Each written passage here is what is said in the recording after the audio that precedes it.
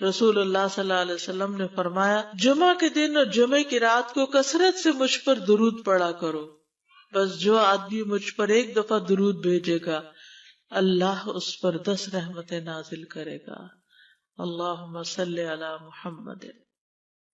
رسول اللہ صلی اللہ علیہ وسلم نے فرمایا تمہارے افضل دنوں میں سے جمعے کا دن ہے، اسی دن آدم علیہ السلام پیدا کیے گئے، اسی دن ان کی روح قبض کی گئی، اسی دن سور پھونکا جائے گا اور اس دن سب لوگ بے ہوش ہوں گے، اس لیے اس دن مجھ پر کثرت سے درود بھیجا کرو کیونکہ تمہارا درود مجھ پر پیش کیا جاتا ہے۔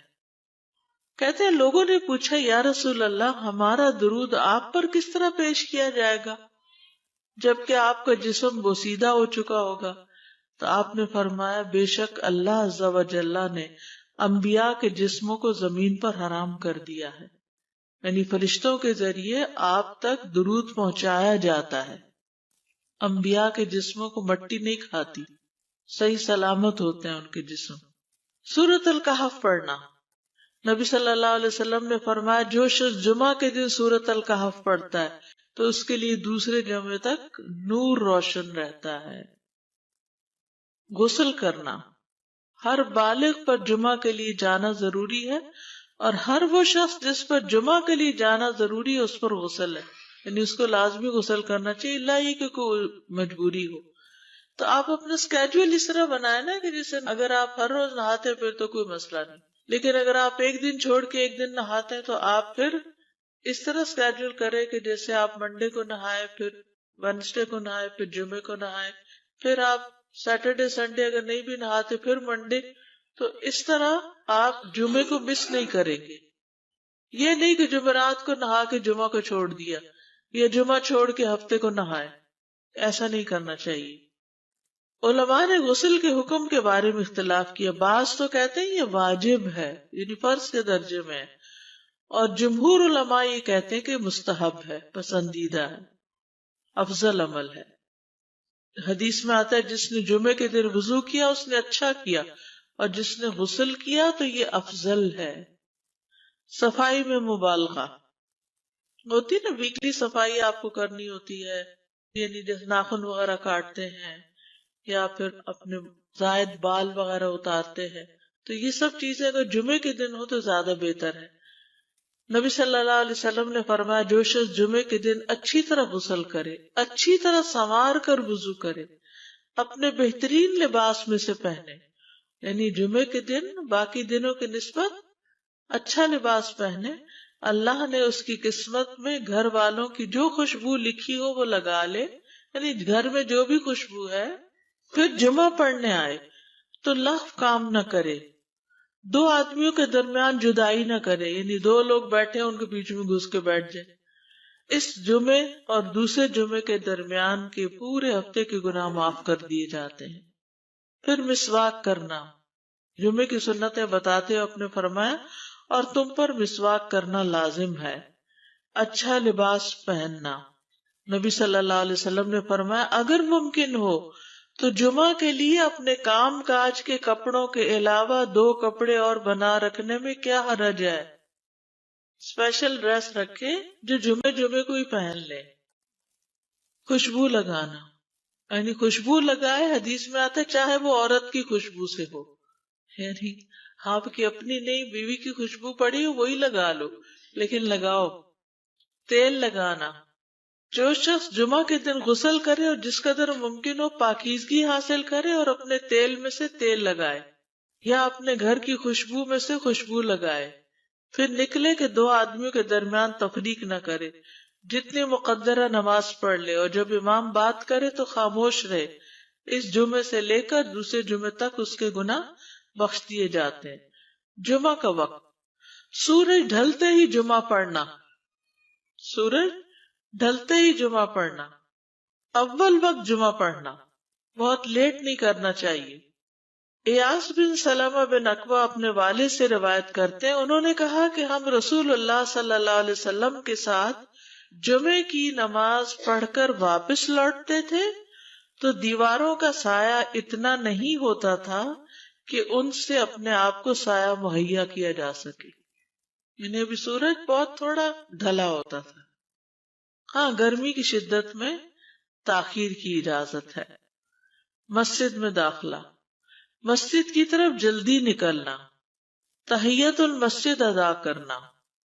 عمر بن دینار کہتے ہیں انہوں نے جابر رضی اللہ عنہ کو کہتے ہوئے سنا کہ ایک شخص جمعہ کے دن مسجد میں داخل ہوا اس حال میں کہ نبی صلی اللہ علیہ وسلم خطبہ دے رہے تھے. تو آپ نے فرمایا کیا تم نے نماز پڑھی؟ اس نے کہا نہیں. تو آپ نے فرمایا کھڑے ہو 2 رکعتیں پڑھو. اب یہ بڑا اہم مسئلہ ہے. مسجد میں داخل ہو چاہے خطبہ ہو رہا ہو 2 رکعت پڑھے بغیر نہ بیٹھو. ٹھیک ہے. اور یہ کیا ہے؟ دراصل تحیت المسجد. یہ جمعے کی سنتیں نہیں ہیں، یہ کیا ہے؟ تحیت المسجد ہے. اور مختصر پڑھی جائیں. یعنی امام جب خطبہ دے رہا ہو تو چاہیے کہ 2 رکعتیں پڑھے اور دونوں میں اختصار کرے. نماز سے قبل ہلکا بنانے کی ممانعت. مثلا آپ جلدی چلے گئے تو یہ نہیں کہ ایک گروپ بنا کے آپس میں گپ شپ شروع کر دیں. نہیں، سیدھے ہی لائنوں میں بیٹھیے. انتظار کا وقت کیسے گزاریں گے؟ نفل پڑھ کے بیٹھ گئے، ذکر اذکار کریں، قبلے کی طرف رخ کر کے لائنوں میں بیٹھیں. ہلکا نہیں بنائیں، بیٹھ کے خرید و فروخت نہیں کریں. تاخیر سے آنے پہ گردنیں پھلانگ کے نہ آگے جائیں. رسول اللہ صلی اللہ علیہ وسلم نے فرمایا ٹیک لگا کے مت کھاؤ. یہ عام ایک ادب بتایا. یعنی اس طرح ٹیک لگا کے نہیں کھاؤ، کھانے کے وقت سیدھے ہو جاؤ. چھنے ہوئے آٹے کی روٹی نہ کھاؤ، میدا. مسجد میں کوئی جگہ مقرر نہ کرو کہ یہ میری جگہ ہے، آپ کیوں آج یہاں کھڑی ہو گئی، کہ تم اسی میں ہی نماز پڑھو. کچھ لوگ ہوتے ہیں نا آ کے مخصوص جگہ ہی پڑھتے ہیں، اگر کوئی اور وہاں ڈسٹرب ہو جاتے ہیں. اور جمعہ کے دن لوگوں کی گردنیں نہ پھلانگو، ورنہ اللہ تمہیں قیامت کے دن لوگوں کے لیے پل بنا دے گا. کیونکہ بہت اذیت کی بات ہے نا، اب بیٹھے ہیں لوگ باقاعدہ بازو کے کندھوں پہ ہاتھ رکھ کے اس کو تنگ کر اس کو تنگ کر. یہ نہیں کرنا چاہیے. اگر آپ کو اٹھنا بھی پڑ گیا بیچ میں تو واپسی پہ پیچھے کھڑے ہو جائیے، اگلی لائن مل جائے گی. جی یہ تو بہت ضروری بات آپ نے کی کہ جب لوگ مسجد آئے تو پہلی صف میں بیٹھے. یہ نہیں پہلی چھوڑ کے آخری میں بیٹھ جائیں اور پھر لوگ ان کی گردنیں پلانگتے رہیں، دوسروں کے لیے فتنہ بننا. جابر بن عبداللہ رضی اللہ عنہ سے روایت ہے کہ جمعے کے دن رسول اللہ صلی اللہ علیہ وسلم خطبہ ارشاد فرما رہے تھے کہ ایک آدمی مسجد میں داخل ہوا، وہ قریب آ کر بیٹھنے کے لیے لوگوں کے اوپر سے گزرنے لگا. رسول اللہ صلی اللہ علیہ وسلم نے فرمایا بیٹھ جاؤ، تحقیق تم نے لوگوں کو تکلیف پہنچائی اور دیر سے آئے. یہ عربی کے الفاظ بڑے خوبصورت ہیں. اجلس فقد آذیت و آنیت. کتنی جامع زبان ہے یہ. اجلس فقط آذیت، تو نے اذیت دی، و آنیت اور دیر سے آئے. ہاں تو اس سے منع کیا گیا. کسی کو اس کی جگہ سے نہ اٹھانا.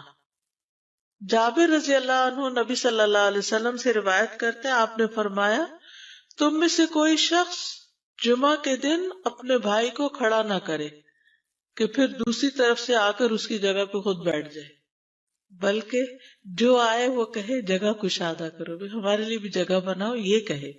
خطبہ جمعہ اور اس کے آداب. خطبہ جمعہ کی اہمیت. جب اذان ہو جائے تو کیا کرے انسان؟ مسجد کی طرف دوڑ پڑے.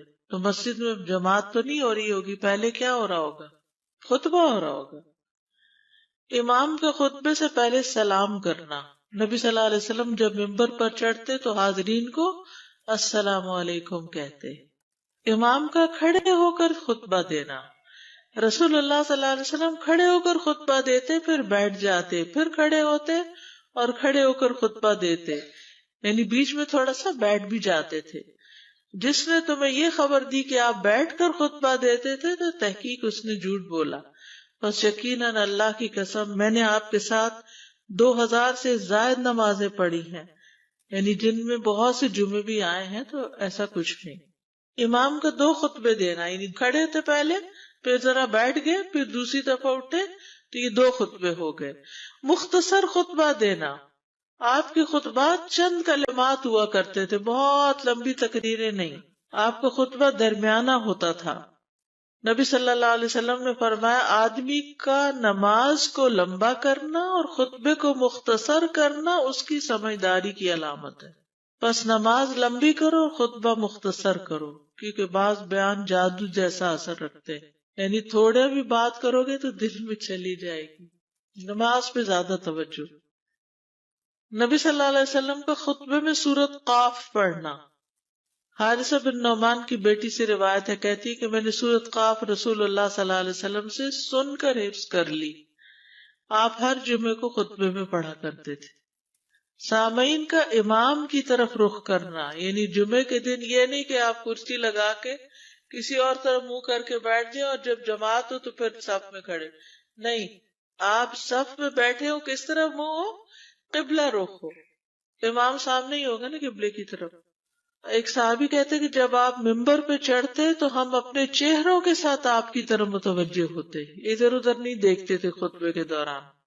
امام کے قریب بیٹھنا.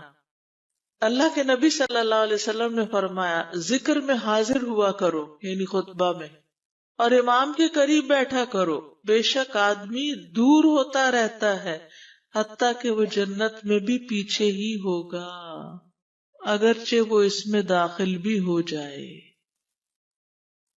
تاخیر کی اتنی مذمت ہے. خاموشی سے خطبہ سننا، یعنی بات نہیں کرنی چاہیے، کوئی اہم بات بھی نہیں پوچھنی چاہیے. ابن مسعود سے روایت ہے کہ انہوں نے ابی ابن کعب سے قرآن کی کسی آیت کے بارے میں سوال کیا جبکہ اللہ کے نبی خطبہ دے رہے تھے، تو انہوں نے اعراض کیا اور کوئی جواب نہ دیا. پھر جب آپ نے نماز پڑھائی تو ابی کہنے لگے تمہارا جمعہ ہی نہیں ہوا. تو ابن مسعود نے رسول اللہ صلی اللہ علیہ وسلم سے پوچھا تو آپ نے فرمایا ابی نے سچ کہا.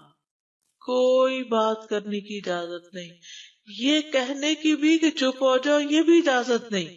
عبداللہ بن مسعود کہتے کہ جب امام جمعہ کے لیے آ گیا پھر تمہارا اپنے ساتھی سے یہ کہنا کہ خاموش رہو لغویت کے لیے کافی ہے. یہ بھی لغو بات ہے. کوئی لغو حرکت نہ کرنا، کنکریوں سے نہ کھیلنا، فون سے نہیں کھیلنا، میسجز چیک نہیں کرنا، انگلیوں میں انگلیاں ڈال کے پٹاخے نہیں بجانا، گوٹ مار کے نہیں بیٹھنا. گوٹ مار کے کیسے بیٹھتے ہیں؟ گھٹنے اوپر کر کے اور یوں ایسے گھٹنوں کے گرد ہاتھ ڈال کے. کئی دفعہ ایسے نظر آتا ہے کہ خطبے میں لوگ اس طرح بیٹھے ہوتے کیونکہ پتہ نہیں ہے. یعنی آپ چوکڑی مار سکتے ہیں. آپ سب سے افضل پوزیشن تو یہ ہے کہ جیسے نماز کے اتحیات میں ہم بیٹھتے ہیں، لیکن کچھ لوگ اس طرح بیٹھ نہیں سکتے، چلے کرسی میں بیٹھ جائیں. اگر کرسی نہیں ہے نیچے بیٹھے ہیں تو چوکڑی مار کے بیٹھ جائیں، مگر ٹانگیں اس طرح پیٹ کے ساتھ لگا کے گھٹنوں پہ ہاتھ کو بل دے کے اس طرح نہیں بیٹھے. اگر مجبوری ہے تو وہ اور بات ہے، لیکن یہ کہ بلا وجہ نہیں کرنا چاہیے کیونکہ ادب کے خلاف ہے. اونگ آنے پر جگہ بدلنا. نبی صلی اللہ علیہ وسلم نے فرمایا اگر جمعہ کے دن کسی کو مسجد میں اونگ آنے لگے تو اپنی اس جگہ کو دوسری جگہ سے بدل لے. کہ بعض اوقات ایسا ہوتا ہے نا خطبے کے وقت بڑی سکینت ہوتی ہے اور آخری خطبہ تو آپ نیند میں ہی سنتے ہیں. نماز جمعہ کی رکعت 2 رکعت ہے فرض بس. جمعہ کی نماز 2 رکعتیں ہیں اور ان دونوں میں قرات ہوتی ہے. نبی صلی اللہ علیہ وسلم جمعے میں سب اسم ربک الاعلی اور حل اتاک حدیث الغاشیہ پڑھتے. کبھی جمعہ اور عید کٹھے ہو جاتے تب بھی دونوں نمازوں میں یہی سورت پڑھتے تھے. ٹھیک ہے. اسی طرح صبح کی نماز میں جمعے کے دن الف لام میم التنزیل اور حل اتی علی الانسان کی قرات کرتے اور نماز جمعہ میں سورۃ الجمعہ اور منافقین کی تلاوت کرتے. یعنی یہ بھی ملتا ہے. فرض کے بعد 2 رکعت پڑھنا. عبداللہ بن عمر سے روایت ہے انہوں نے رسول اللہ صلی اللہ علیہ وسلم کی نفل نماز کو بیان کیا اور کہا کہ آپ جمعے کے بعد کوئی نفل نماز نہیں پڑھتے تھے حتیٰ کہ واپس تشریف لے جاتے پھر اپنے گھر میں 2 رکعت پڑھتے تھے. اب جو لوگ گھر نہیں جاتے تو پھر وہیں پر وہ پڑھ لیتے ہیں، ورنہ آپ صلی اللہ علیہ وسلم اپنی سنتیں وغیرہ گھر میں پڑھتے تھے. اور اسی طرح 4 بھی پڑھی جا سکتی، 2 بھی ہیں 4 بھی ہیں. آپ صلی اللہ علیہ وسلم نے فرمایا جب تم میں سے کوئی جمعہ پڑھ چکے تو اس کے بعد 4 رکعتیں پڑھے. یہ آپ کا حکم ہے. تو جب آپ کا دو چیزیں ہوتی ہیں سمجھنے کے لیے، ایک آپ کا فعل ہوتا ہے اور ایک آپ کا حکم ہوتا ہے، تو ہمارے لیے کیا ہے جو آپ کا حکم ہو؟